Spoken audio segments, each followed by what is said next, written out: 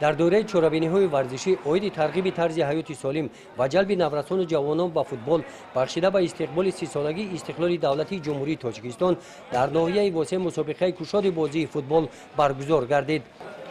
дар даври финалии чорабинӣ дастаҳои ғолиби ҷамоатҳои деҳот байни ҳам бозӣ карданд. бозии финалии мусобиқа байни футболбозони ҷамоати деҳоти ба номи Рӯдакӣ ва ҷамоати деҳоти ба номи Мирзоалӣ Вайсов шавқовар ва пур аз лаҳзаҳои ҷолибу гуворои голзанӣ шавқовар гузашт.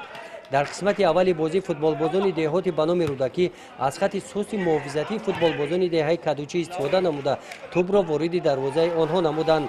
дар қисми дуюми бозӣ футболбозони деҳаи Кадучӣ хати муҳофизатии нимаи майдони худро мустаҳкам намуда ба ҳуҷум гузаштанд. дар натиҷаи ҳуҷумҳои пайдарпай дарвозабони футболбозони деҳоти ба номи Рӯдакӣ якчанд тӯпи ҳарифро дошта натавониста вориди дарвозааш гардонид. имрӯз мусобиқаи варзишӣ оид ба футболи хурд миёни дастаҳои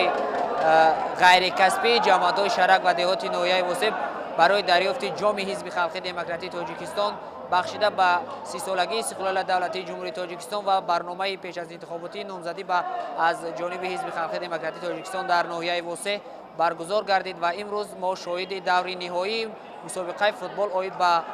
футболи хурд гаштем ва дар ин мусобиқа ду дастаи ҷамоатҳои деҳоти ба номи Мирзоалӣ Вайсов ва ҷамоати деҳоти ба номи устод Абу Абдуллои Рӯдакӣ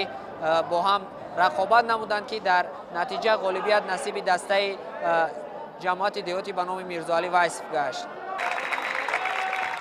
дар чорабиние ки муддати 2 моҳ идома ёфт, ҷамоати деҳоти ба номи Мирзоалӣ Вайсов ки онро деҳаи Кадучӣ муаррифӣ кард, ғолиби мусобиқа гардида аз ҷониби сарпарасти мусобиқа Кумитаи иҷроияи ҳизби халқии демократии Тоҷикистон дар ноҳияи восеъ бо сипосномаҳо ва тӯҳфаҳои молӣ сарфароз гардонида шуданд.